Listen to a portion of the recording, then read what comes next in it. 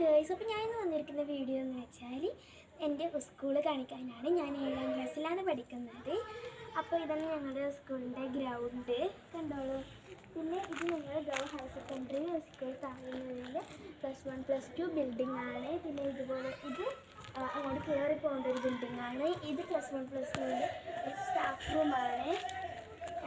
പിന്നെ എൻ്റെ ക്ലാസ് റൂമിൽ കാണിക്കാം. ഞങ്ങൾ 2ാമത്തെ നിലയിലാണ് അവിടെ.